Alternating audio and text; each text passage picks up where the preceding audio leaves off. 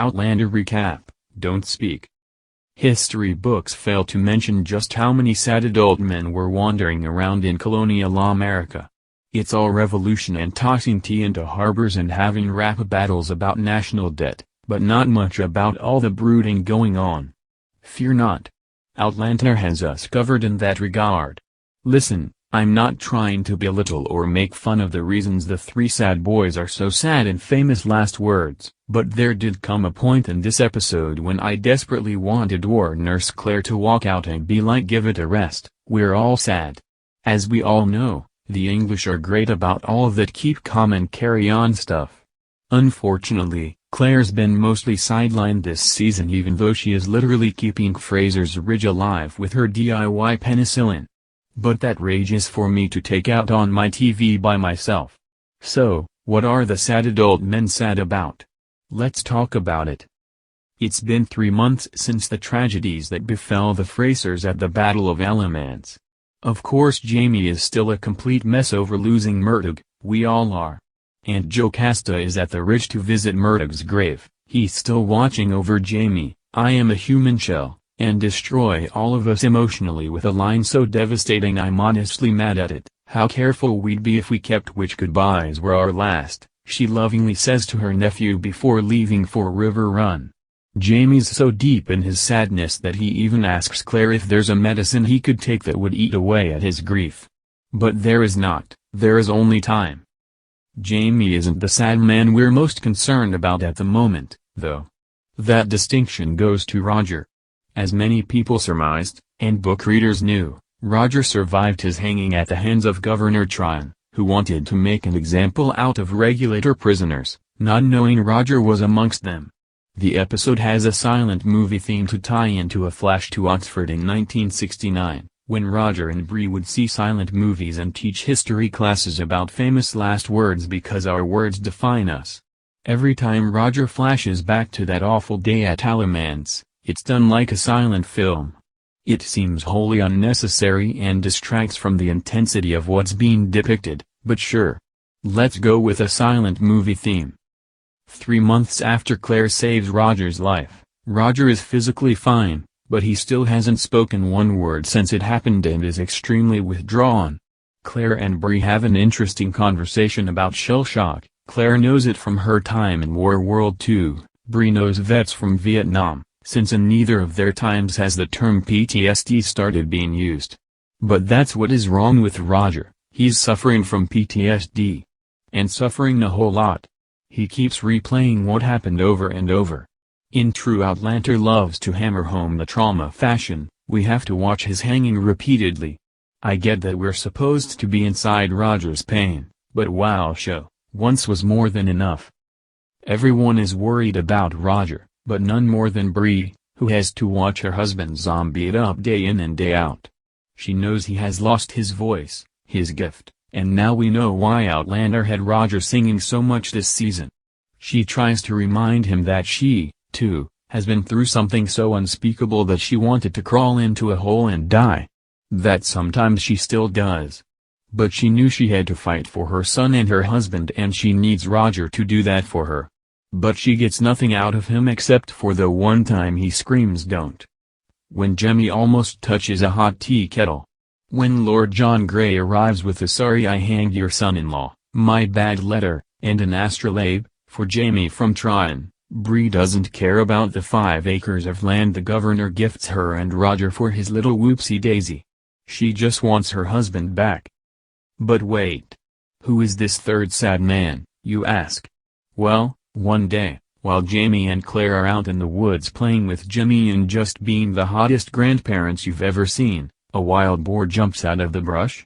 Jamie is pretty quick with his knife, but he doesn't need to be, and an arrow comes flying through the air and takes that boar down.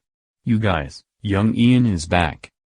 Jamie and Claire are beyond excited to see him, but Ian has changed. It's not just his appearance, either, his entire demeanor is different. He's quiet and aloof. Part of it is surely the transition between living amongst the Mohawk and then moving into the big house at Fraser's Ridge. But it becomes clear it is much, much more than that. Ian has two very interesting conversations while settling in at Fraser's Ridge. The first is with his uncle, who finds him sleeping outside one morning, unable to get comfortable in a bed. Oh, sweet Jamie, it's breaking his heart to see Ian so unlike himself, and he wants his nephew to know that he's there to listen if he wants to talk about what happened with the Mohawk. He is adamant that he won't be returning, but won't say more. Ian is thankful, but not ready to talk about it. There are things you keep hidden from others, you and Claire both, he adds. I wonder what he could be talking about, maybe Cotum travel Kauf. Regardless, Jamie says he'll sit there next to Ian for a little bit, just to be there for him, with him. Honestly, this man, folks. This man. Ian also has a stoop chat with the very pregnant Marsley. She's going on and on about how insane it is to be raising two kids with a third on the way on top of all of her duties at the Ridge, and Ian's response is about how children are only lent to us for a short time by the Creator. Marsley could honestly talk to anyone, so she breezes over that comment and goes on to chat about missing their families back in Scotland, but feeling so happy and at home here. She's so happy Ian will be there to welcome the new baby. Ian doesn't respond.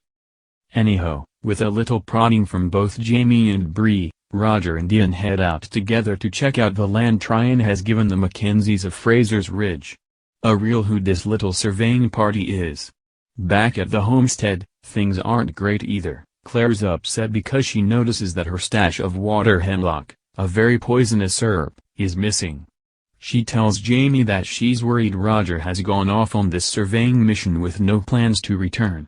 There's our Claire, trying to figure out how to have a conversation about mental health and depression with an 18th century Scot. Seriously, bless her. Unfortunately, all they can do is wait. Roger doesn't seem great. He's forlornly looking off cliff sides and stuff. He has another flashback to that fateful day, but this time he remembers something new. The last thing he saw before he thought he was going to die was Bree's face. That's all he needs to put him on the road to recovery. He wants to get back to his wife and son. He's ready to start talking again, to start living again. So, it's not Roger that Claire should be worried about with the water hemlock. It's Ian. Roger wakes up one morning and finds Ian gone, and all of his things left there and Rollo, hi, puppy, tied up. We see Ian off by himself, cooking the hemlock so he can ingest it and literally burying his hatchet, trying to make peace. Roger comes in, kicks over the hemlock before he can drink it, and the two men finally talk. After hearing about Roger seeing Bree before he almost died, Ian is even more distraught. Even in death he might not be able to escape the pain of her. Ian is scarce on details, but we learn that whoever she isn't dead, just lost to Ian, and that Ian is still wearing a bracelet that is somehow connected to her. It's Roger who finally convinces Ian to pick up his weapon, go home, and fight. That's what Roger's doing. His weapon is his voice, you see, and until Ian can do it on his own, he can rely on Roger. What a full circle moment here, seeing Roger save Ian's life. But Roger has one more important conversation to have. He needs to talk to Bree. He tells her that a part of him died that day and he'll never be the same. He tells her that she was the last face he saw. He tells her that no matter what, he'll always sing for her. I mean, that last thing is a lot even for me, lover of romance. And yet, these two deserve a win after everything, don't they?